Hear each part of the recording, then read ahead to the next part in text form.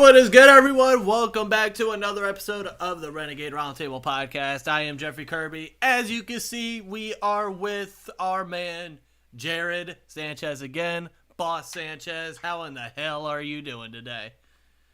Feeling great. I'm ready for this Sunday game. That's all I'm excited for. Which you will be in attendance. So if anyone wants to get a Jarryd Sanchez autograph, make sure to go and say what's up to him. This season's not been well to me. 0-2 in attendance, so we'll see how it goes. Listen, at least you're not 0-2 like I am in games that you've been to in general. Well, I have a better record than that. So, and I'm glad that I didn't go to that Browns-Steelers game, Thursday night game that I was supposed to go to, but I decided not to because then I would have been 0-3-2, and then I'd have just quit. Stay home. So what we want to do is, obviously, it was the bye week, so there wasn't really a whole lot to talk about with the Steelers. I mean, the free agency is starting for Major League Baseball. The Pirates traded for Ji-Man Choi. Mr. Yankee fan over there is happy because apparently Ji-Man Choi absolutely owns the Yankees. And other than that, there's not really much going on. I do have someone, my shot to Hunter. He's going to try to keep us updated in the chat for any MLB stuff that happens throughout. But what we wanted to do, and I hate doing this. I hate having to do this, but I do have to give credit where it's due. I got this idea from Smitty from Around the 412, where Smitty and Tyler, where they did a kind of like an AMA, ask me anything, ask us anything. So that's kind of what we wanted to do. Spend a little bit of time. We asked people to give us some questions. We got a decent amount actually. And so we're going to answer some questions, football related or sports related, not sports related. The only thing is it couldn't be politics, which is very fitting because we're doing this right after Election Day. So, that's kind of funny as well. And we decided, you know what, we'll start off with that. And then we'll get into some more of the Steelers stuff a little bit later on in the show. Starting off with one from Mary from IG. Shout out to Mary. She's a Browns fan. She says, "Why do the Steelers suck so bad?" That was the first question I got. I said, "Oh boy, here we go." So many answers to that. So many answers. Long story short, it's a rebuild, and we also lost TJ Watt for a lot of time. So yeah, that's going to hurt you just a tiny bit. Just a tiny bit. I think the whole defense. Shout out to the whole Todd. Defense. Also, I met him. Go and check out my home opener vlog. He was in that. Shout out to Todd. He goes, this one's kind of for me because you're not a bourbon drinker. No, not really. He asked me what is my favorite bourbon, and it's ironic because I have an empty bottle of that right here. It's actually right here, not sponsored, but Weller Special Reserve. That is my go-to right now. I have about 5 bottles of that in my liquor cabinet area. So, and it's $23. It's easy to get here in Ohio, but it's hard to get in other places like Pennsylvania. It's like impossible to get. Other than that, I think for that, Hunter says go Browns, unfortunately. Yeah, it's unfortunate that you're a Browns fan because, I would never want to be a Browns fan. Never. But other than that, probably Four Roses Single Barrel or Woodford Reserve. Those are my go-tos for bourbon. Joey Avila from IG. He asked, why is Kenny Pickett ass at football? I'll let you take this one because you know him. Yeah, he just wants to mess around. He just knows why Kenny had a rough game the week before the bye week. It wasn't his best game. I'm sure he'll get better. It's only his first season, guys. Just remember, it's only his first season.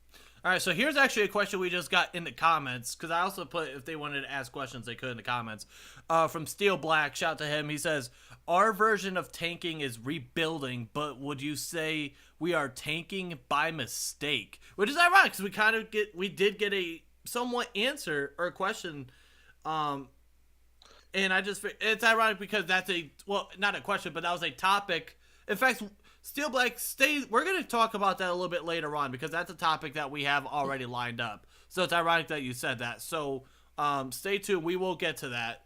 It's already on our list for the thing. Trevor from IG, he asks us, Keely Ringo, Paris Johnson, or Peter Skoronski. Talking about NFL draft stuff. Already. Those three? Real quick, for those that don't know, Keely Ringo is a cornerback from Georgia. Peter Skoronski is an offensive tackle from Northwestern. And Paris Johnson, offensive tackle from Ohio State. I want to go tackle, but if Keely Ringo's on there, he played great against Tennessee. I don't know if you watched that. He played a really good game. I did not get a chance to watch that game. He played really great against Tennessee. He played a good game. That's tough.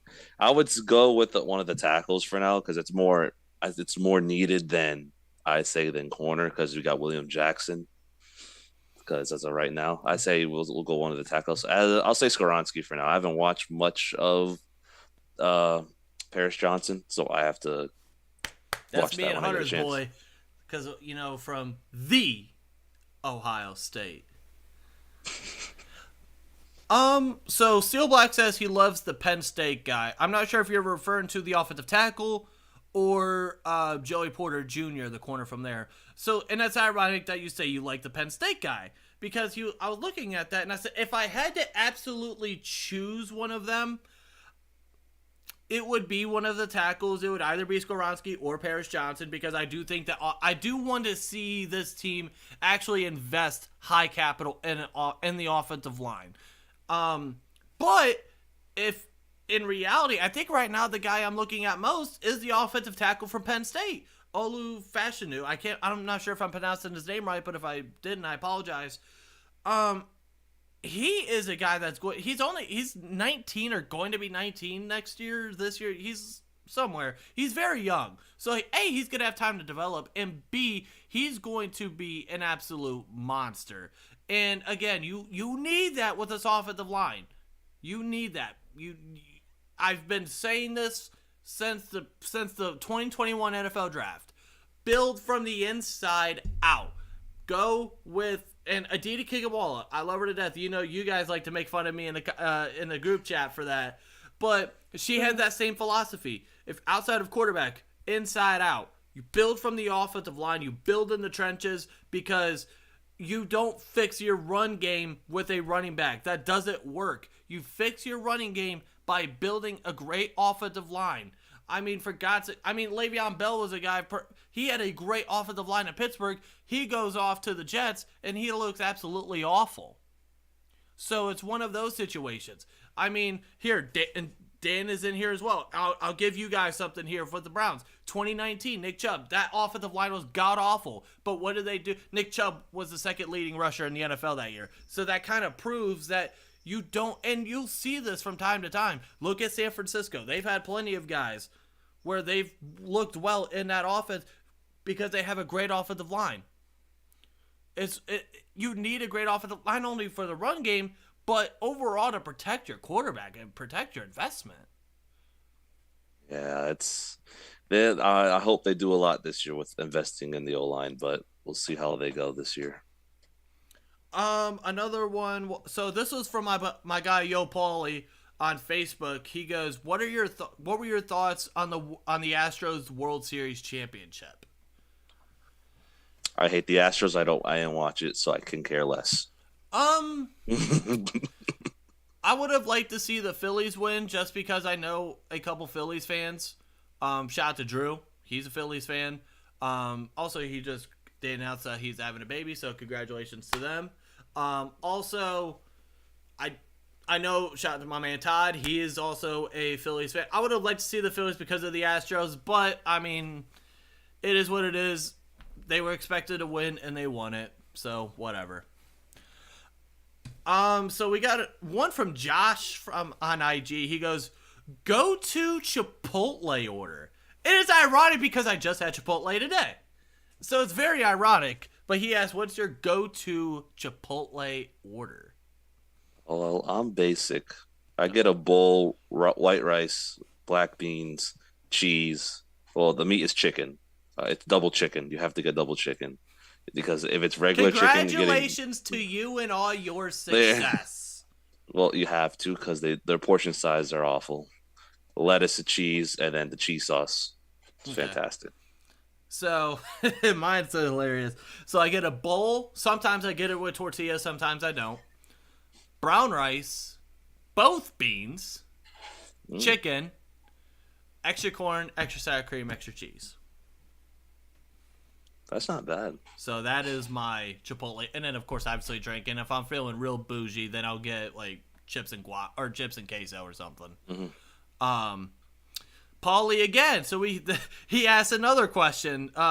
Later on, he goes, "What is the food you've ever? What is the worst food you have ever eaten, and where is said food at so I can avoid it?" What? The worst food I've had, probably Brussels sprouts. I despise Brussels sprouts. And let's be honest, I'm a large man. I don't. Yeah, Daniel I know. Hunter, y'all can have fun with this one because, yes, we all know that I am built like Fat Bastard from Austin Powers. So, I mean, go ahead and have fun with that. But yeah, there's not many foods that I don't like, but Brussels sprouts is definitely one of them. I don't know what's the worst food. I'm not really a big hater on foods. I don't like pickles. I hate pickles. Pickles are Anything with alright. pickle. Yeah, but I'm not. I'm not. I just don't like pickles at all. So I can for have Christmas, onions. I'm gonna get you a pickle scented candle. I'll make sure someone else will use that. All right, so real quick, we have a MLB free agency update. We'll be giving you guys that throughout the show. Padres and relief pitcher Robert Suarez are in agreement on a 5-year, $46 million deal to keep him in San Diego. Played a big role in the bullpen during the playoffs. So, DJ, there you go. Shout out to DJ. So, there you go. Padres signing Robert Suarez to a 5-year, $46 million deal to keep him in San Diego. Dan who's in the chat right now asked most overrated and underrated player in the NFL. Most overrated anyone in the Bronx. No, I'm just kidding. Most overrated. Oh boy, this is fun. This is It's very tough right now. that is a lot of money for a reliever, by the way, too. That's what I'm saying. That too. I was like, oh, that's a lot of money. That's not a closer. Oh, it's. I know. I know. But still, that's a lot of money. No. I think underrated. For the longest time, I had always said it was Devontae Adams because I felt like he never got his flowers. But now we all know that he is, what he is. Steel Black says Rodgers and Hunt. So he's saying Aaron Rodgers and I believe Kareem Hunt underrated. Interesting. I could definitely see where maybe someone wants to say Aaron Rodgers is overrated. Right now, it's Russell Wilson. I mean, I think Russell, Derek Carr, Devontae Adams. Like before the season, everyone was raving about the Raiders team. It's supposed to be really good, and now they just lost Blake Martinez. He just retired. I don't know if you saw that on Twitter. Just out of nowhere, their linebacker. Dan says Ryan Tannehill and T. Higgins. Yes, sir. T. Higgins, I give him. That's the underrated player. I have him. Yeah, T. Higgins is very under. And Tyler Boyd. Tyler Boyd because he's like lost, like not lost in that, but overrated. I'm gonna go with Aaron Rodgers. I hate saying this, but you know who I do think is underrated in the NFL? Joel Bitonio. That's true. He's a guy that he's been consistently one of the best guards in the NFL, and he doesn't get talked about ever.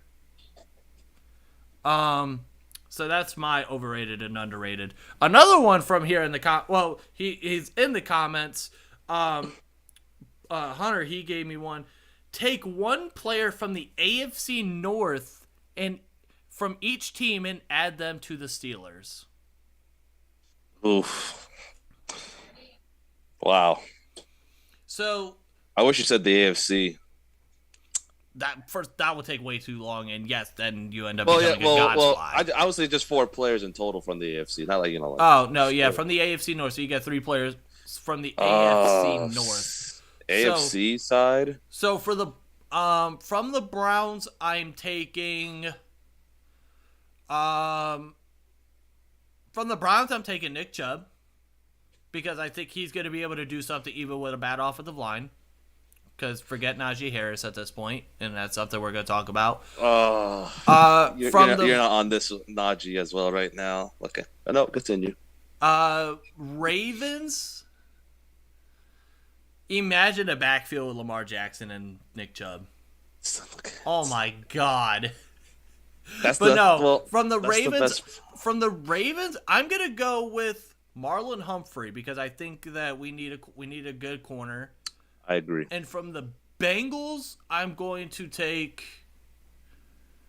I'm trying to not go like Joe Burrow or something. Well, for the Browns, I would take one of their offensive linemen, so Wyatt Teller. At least you have a solid player, or who's a good tackle on their team. I don't know Conklin is okay. I mean, he's good, but when he stays healthy, Jedrick Wills left tackle. Wyatt Teller's very good option, actually. You know what that? Oh no, I was gonna say people realize that Wyatt Teller's one of the best guards of football. No, Wyatt Teller's a good one. I would take Wyatt Teller. The Bengals is a tough one. I would love. What actually, is Jesse a free or safety? You know who I'm taking from the Bengals? What? So I'm actually switching. I'm not going with Marlon Humphrey. I'm going with Roquan Smith from the Ravens, and from the Bengals, I'm going with Jesse Bates because imagine a safety duo with Jesse Bates and Minka. That would have been pretty cool. Another honorable mention. I would say Trey Henderson. He's been balling. Good side, yeah, that's a good one. Side of TJ. That's tough. There's some good players in the North. It's just there's a lot. Just like the Ravens is very, I wouldn't say it's limited. Like you have Lamar, Roquan Smith now's on there, Marlon Humphrey, or Rashad Bateman. Okay, I guess Mark Andrews, but we don't need a tight end. All right. Steel Black says he would take Garrett, Patrick Queen, and Trey Hendrickson. As much I would hate Myles Garrett, he'll be nasty with TJ Watt. Oh, listen, that's literally unstoppable. That is unstoppable. Because then you just plug in Cam Hayward in the middle. Like, what do you do with that? What do you do with that? You expect pressure every play. Yeah, at this point, at that point, you're getting... quarterbacks are going to literally hate them. Because on top of that, TJ Watt also likes to bat down passes because, all right, you get the ball on quick. All right, he can bat down passes too. And then my own mother actually had a question as well. She goes, should daylight savings be abolished? Here's the one thing I'll say. Whatever the hell is making it to where it gets dark at 5 o'clock Eastern Standard Time, absolutely not. I hate the fact that it's currently dark outside right now. It is 6:18 right now. One more minute and then we're 619 Rey Mysterio style. It is 6:18 outside and it is dark. Yeah, so you like the one before we lose an hour. I mean, don't get me wrong. I don't know. I mean, that means you like the one to lose an hour. I agree with you because I like being dark. 7, 8 o'clock at night. It's better. But it's also like it's kind of nice because you get it feels like an extra hour of sleep. But it's like, I like it when it's light out. Like I used to love being able to when we get done with the show, I could go outside and cut my grass because that's what I did all summer. It was after the podcast, I would go outside then cut my grass because A, it was a whole lot cooler, and B, just because it was just nicer and it was still light out. Then I'd go smoke a cigar after. But now we can't do that. But other than that, yeah, if you guys want to keep on adding comments in the chat, please go ahead and do so, and we'll answer them throughout as well. But we do have some other topics that we do want to get into. Obviously, here's an interesting question. This actually will go back to a question that Steel Black asked earlier on in the thing, and for him, the way that he worded it was. our version of tanking is rebuilding, but would you say we are tanking by mistake? And that's kind of a topic that I had for us earlier, which was basically, should the Steelers, should their mindset, shout out to Caleb, I have arrived and I'm ready to say slurs. Oh my God! Shout out to Caleb. Shout out to my co-host Caleb, but this is a different Caleb. But, so yeah, it was basically, should the Steelers, for us as fans, well, I'll ask this, for us as fans, should we be more worried about wanting them to win at all costs, or do we think maybe was trying to lose a little bit more and get a better draft pick?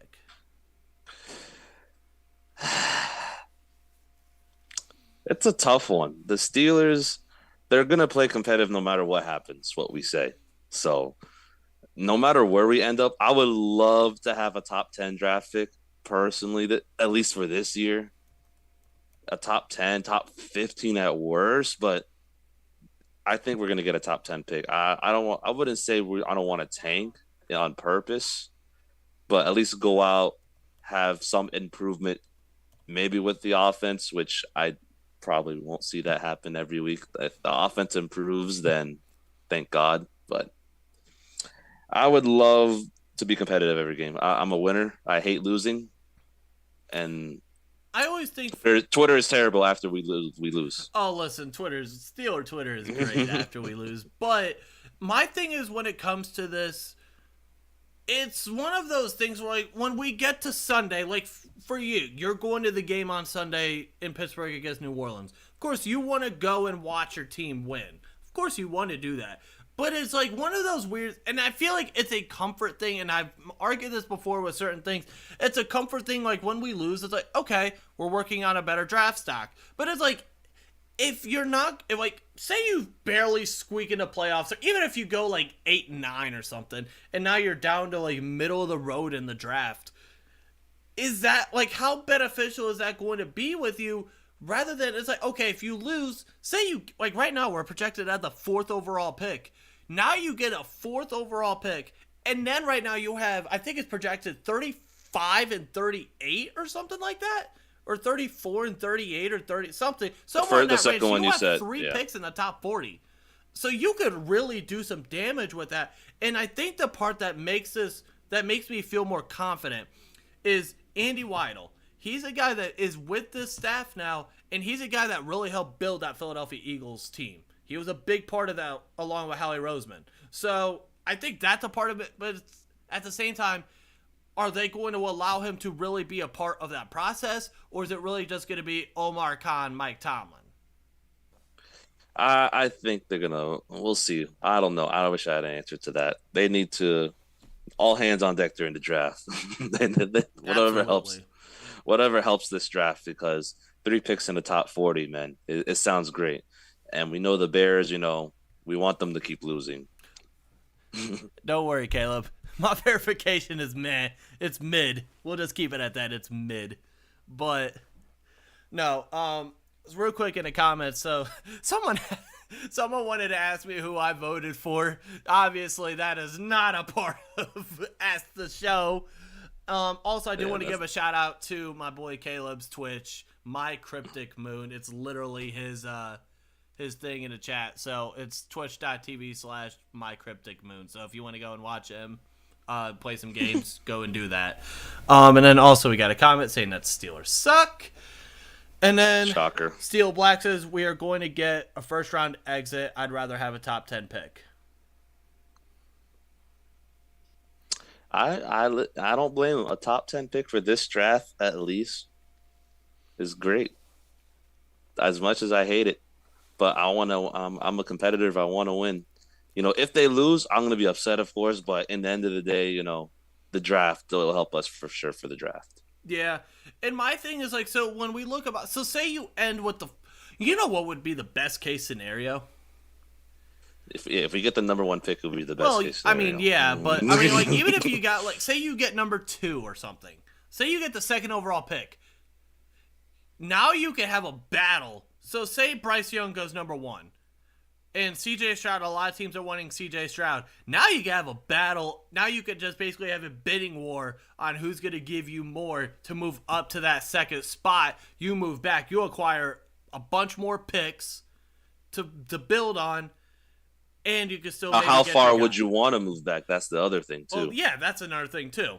How far would you want to move back? If you say, what's a great, it's too early right now, but right. Because we don't know the official draft order, but these are all hypotheticals. But this is what we do, especially now. For me, it's different because I live in Cleveland. All of my friends are Browns fans, so I've witnessed them go through this process where we're in November and they're looking at mock drafts. But for a lot of Steeler fans, that all they know, for a lot of us, like me, for example, all I know is winning Steeler football. So we don't know this process of, it's being November and looking at mock drafts for real, rather than just, we'll just skim through real quick, just maybe to see or whatever. This is the first time that we're really going through this process of who do we really think that we could go after in the draft? And it's crazy for us that on November 10th, we're talking about the NFL draft legitimately, but that's what makes this part fun. Is now you question yourself, do you go with an offensive tackle? Do you go and get a couple of the guys that we mentioned, Paris Johnson, Peter Skoronski, or the Olu Fashanu from Penn State? Do you go with a corner? Do you go with Keely Ringo? Do you wait, maybe go and try to get Joey Porter Jr. later on? Maybe he falls or something? What do you do? That's what makes that part so much fun. But also, you got to remember, we're also still 9 games left. We're like at the halfway point of the season. We are definitely. We'll see what happens. We're going for the ride. Yes, Caleb, I know you're not a Browns fan. You are I don't think you're, you claim like the Broncos or something, don't you? I think he claims the Broncos. But but yeah, that's just what makes this fun. But at the same time, of course, we want to win because, and I think part of it too is, I think some people are brainwashed into this idea that Mike Tomlin will never ever have a losing season and that he's going to find a way to go 7-2 down the stretch first off, that's not going to happen. Now, yes, it is, the schedule does ease up quite a bit, but I don't see a situation very where unlikely. Happens. Very unlikely. If they go on a 7-2 run, where the fuck was this in the first half of the season? Or if that's the case, well, then you're just getting hot at the right time. Because that means Kenny Pickett must be balling and then making everyone else shut up about Kenny Pickett. Which also means that something happened with Matt Canada. Which, don't get me wrong. If Matt Canada ended up being they somehow find a way to flip the switch and the offense looks good, great, congratulations. But right now, it looks like something that a high school. It looks like an offense that Jeff Saturday would have ran with his high school team before he became the head coach, the interim head coach in Indianapolis. But when it comes to the Steelers, the remaining schedule, so you're at home versus Cincinnati or versus New Orleans. Now you're at home versus Cincinnati. What was originally the Sunday night game got flexed out for the Chiefs and Chargers. So now that's a 40-25 game at home against Cincinnati. Monday Night Football at Indianapolis. They're a whole mess right now. At Atlanta, that's a team that, okay, they can run the football. They're better than what some expected. Baltimore is Baltimore. You know that they're going to be a tough game. At Carolina, they're a hot mess. The Raiders, that is the Immaculate Reception, Franco Harris game that a lot of people are going to on Christmas Eve. At Baltimore, and then at home versus Cleveland. So that is the schedule for the rest. Steel Black says, I'll say this. Eagles have an offer, an early first round pick. They have an early second rounder. I would trade for that.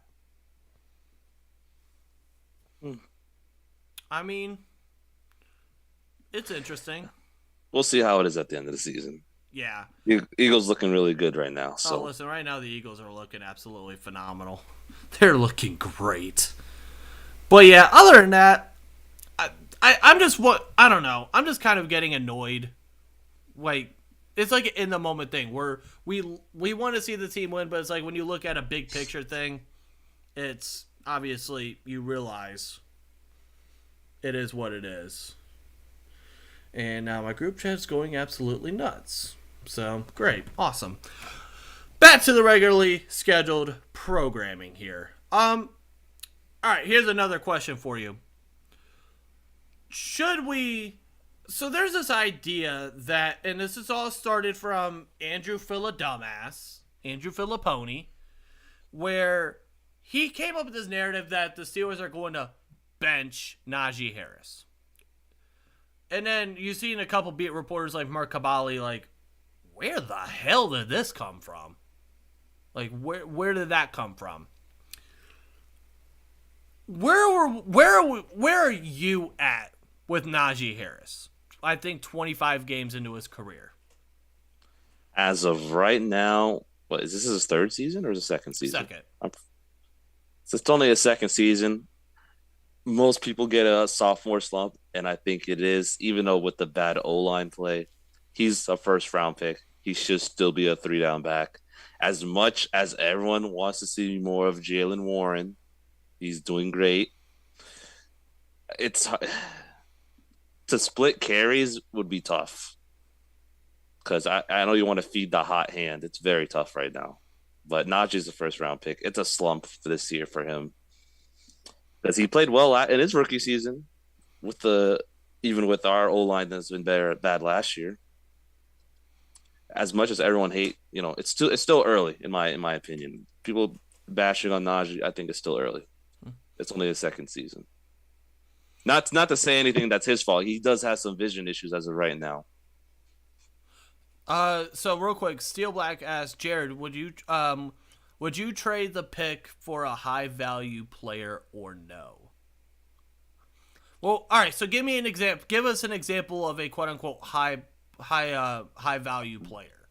Yeah, value player. Yeah, who's the high value player that would fit our thing? Because I mean, you can make the argument kind of like what happened with the Rams, and I thought this was something that we were going to see later on with the Rams in the way that they did things, where they just said bleep them picks, literally said bleep them picks, and traded away those picks that are potentials and possibilities for proven guys.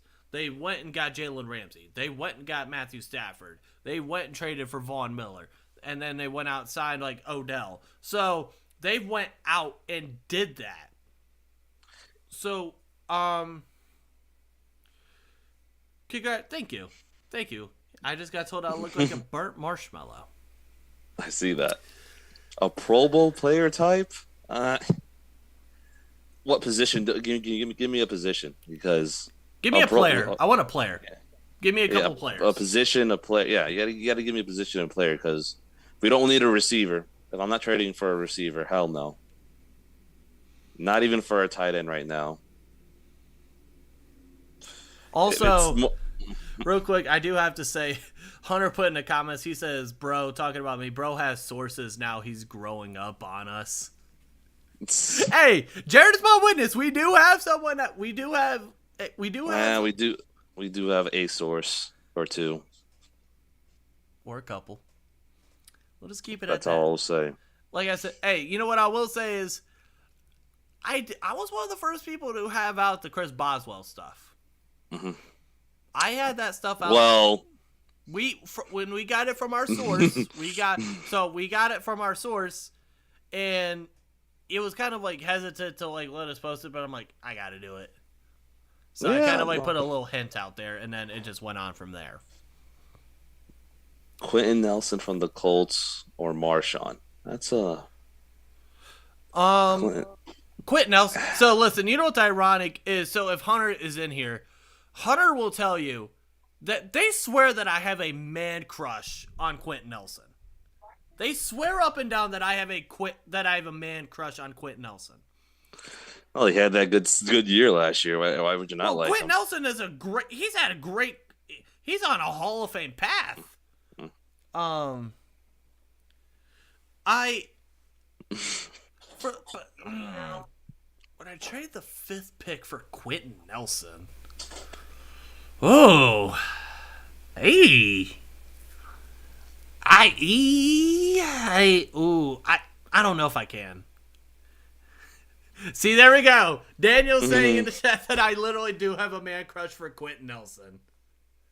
Caleb, you don't even know who Quentin Nelson is. Stop it. Stop. Quentin Nelson. I don't know if I could do it. I don't know. I don't know if I could trade a possible top 5 pick for a Quentin Nelson. Not a top 5 pick. Top 10 maybe, but not a top 5 pick. You gotta. I'd rather have picks than Nelson and then we're Marshawn right now. Yeah, I don't know. It's still early. If you ask me in the offseason and where we're at, then I'll have a better understanding of what to say yes or no. Caleb, you are out of pocket right now. You are out of pocket right now.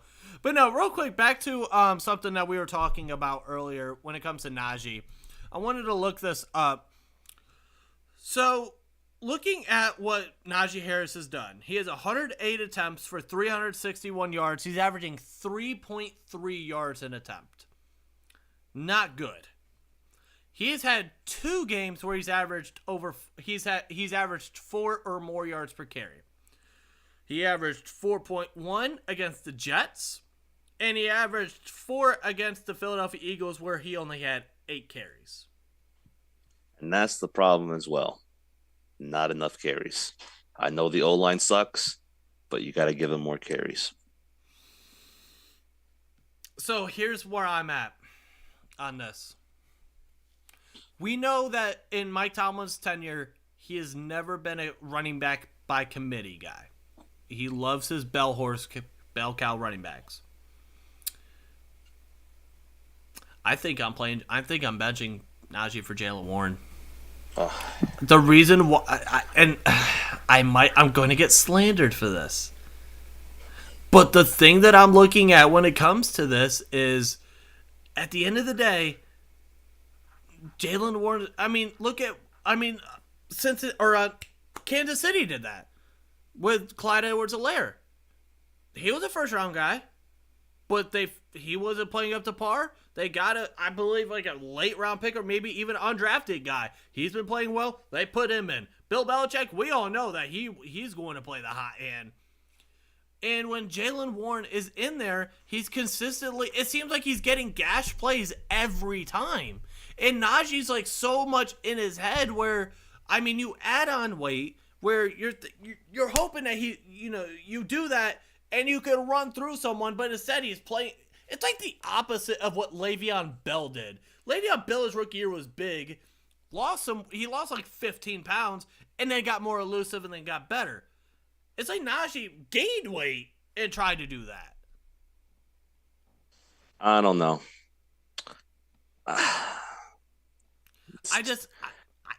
It's a second year. I understand why you want to see Jaylen Warren. He does get those gash plays out of nowhere. He's a north and south guy, not an east to west, as he says, quoted. I'm Najee's he's the better player, but it's just, I know it's a sophomore slump. I get it. If you wanted more Jaylen Warren touch, I wouldn't be upset. But that means you're expecting Jaylen Warren to get those yards. But the only reason why I'm saying benching Najee for Jaylen is because I'm using the philosophy of Mike Tomlin and his bell horse running backs and not doing running backs by committee. I would love to see them split carries where it's very close for both sides. But I just don't see that happening. And right now, Jaylen Warren has looked like the better running back. That's just where I'm at this point. And I'm sorry. So here's an analogy. When we look at Najee Harris, and again, I've said this a billion times and I will continue to say it. I was not fond of the Najee Harris pick to begin with. Going back to the draft process last year. Najee Harris at Alabama. He's had 2 NFL quarterbacks, a plethora of NFL wide receivers, great offensive lines where the holes stay open for forever, where you're able to out physical them, you're able to outspeed them. In the NFL, you can't do that. Everyone is big, just as fast, just as strong. Where you can't do that, and the holes are smaller. That's why it's weird. It's kind of hard to evaluate Alabama running backs. Now, yes, Derrick Henry was great. Also, they didn't have as much talent on that offense. They had Blake Sims at one point in time as their quarterback at Alabama. Blake freaking Sims. They had Amari Cooper.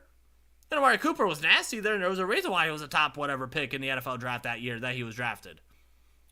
But, and even then, he took a little bit of time. Which, I mean, I guess that sounds like I'm making a counter argument for Najee, but at the end of the day, I think a lot of it is here. But at the end of the day, I just feel like that the way that Mike Tomlin is, he's a captain on the team. He's just going to continue to roll with him. And I just think that's not the best case scenario. Or he's trying to tank. Or that too. I mean, maybe there was a reason why he kept Matt Canada. Hashtag help the tank. Now Caleb put hashtag cancel Kirby. So now apparently I'm trying to get canceled. They want to cancel me. So here we go. And then Steel Black says, you would put a better performer, not the better looking guy. And I think the better performer is Jaylen Ward. When he's out there, he goes and makes plays. It seems like every time he does. So that's just where I'm at. Some people disagree with me. Maybe some people don't. But that's where I am at. I get you. I do get you. I get you. We'll see how it goes. Also, we're hoping. So DeMonte KZ was officially off of IR. Chris Boswell was put on IR. Again, called that about 2-3 weeks ago. We let you know that beforehand that was going to happen. Sources. But at the end of the day, DeMonte KZ coming back, I'm going to be very excited to see what that's going to look like. Maybe that puts Devin Bush or Robert Spillane off the field a little bit more, because now you can maybe put Terrell Edmonds in the box a little bit more, which I think is where Terrell Edmonds in the box is a guy that can be very effective in the box. And then you put DeMonte KZ out there, that can help out maybe with some of the young corners. It's going to be better off. And then obviously we're expecting TJ Watt to come back. Now, it's sounding like that he won't be like at his full playing, like he won't play like every snap. I'm also wondering if Mike Tomlin was trying to play 7D chess with that, say that, or Terrell Austin, but in reality he does. But if he needs to check out, he can, obviously.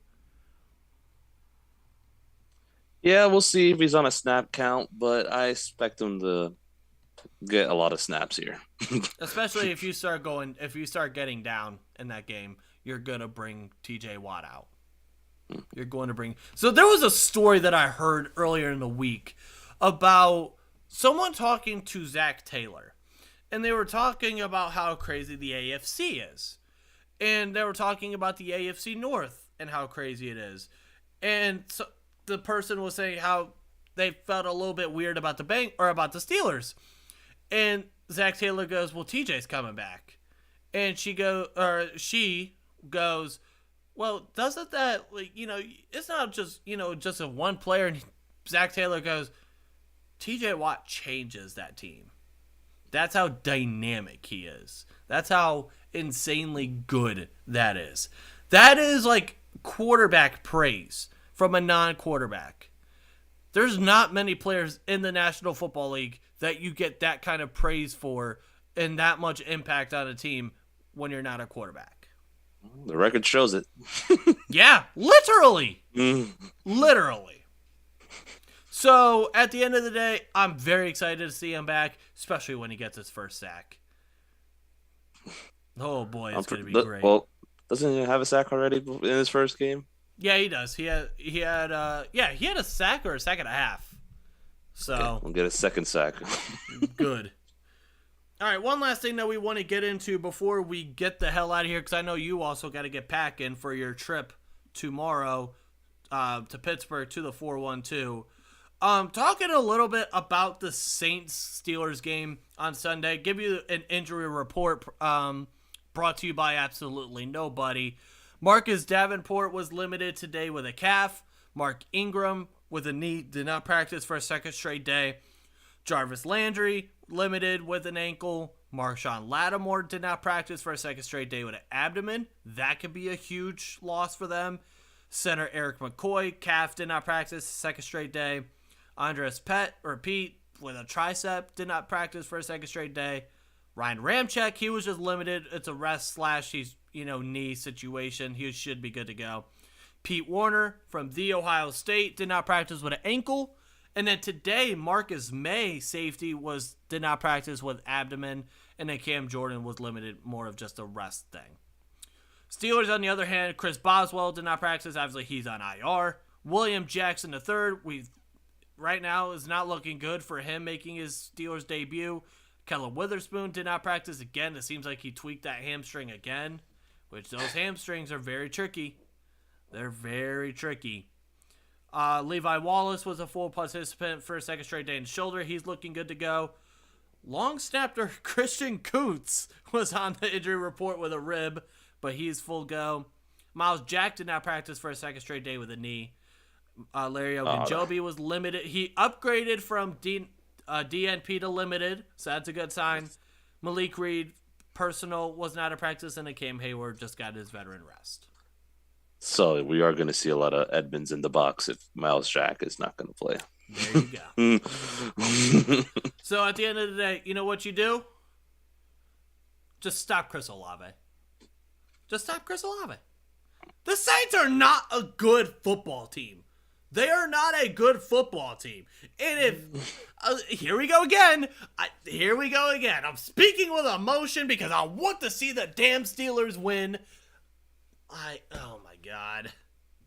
This is one of those really messed up situations where you want to see your team win, but I mean, I don't know.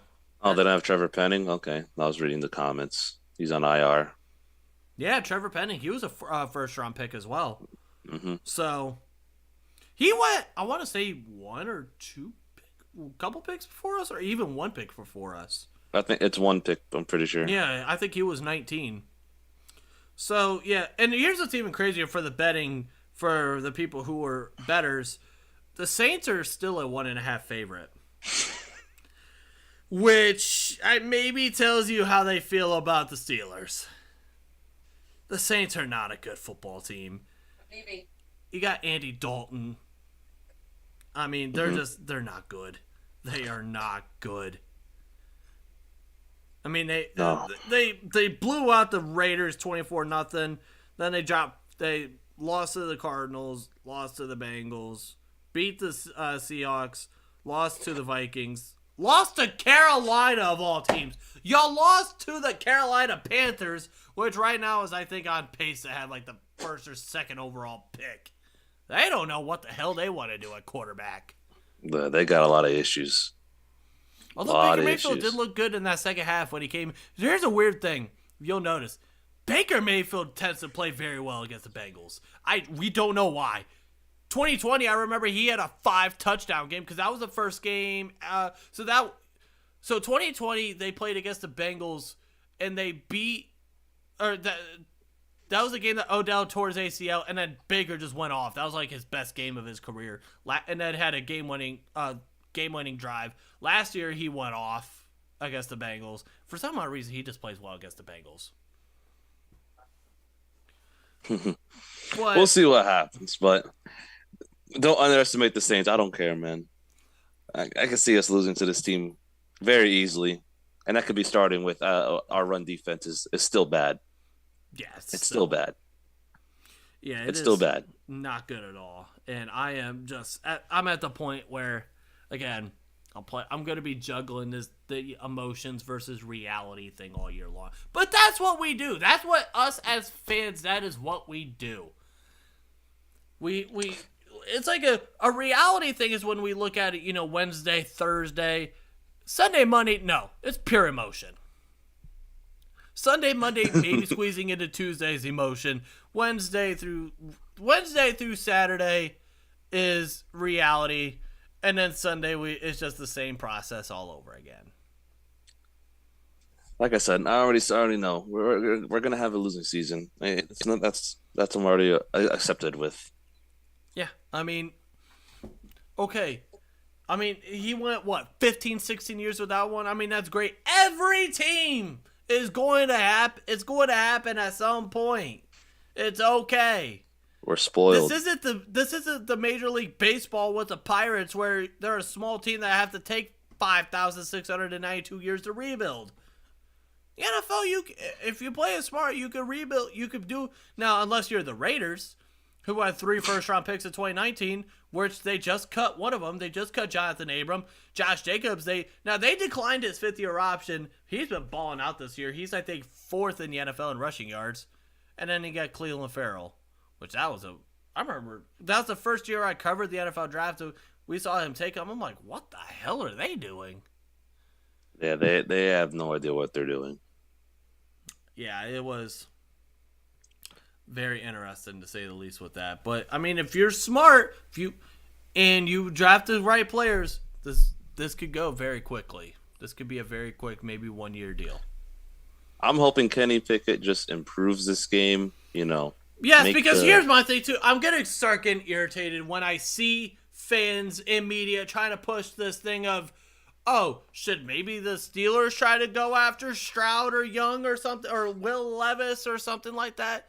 No.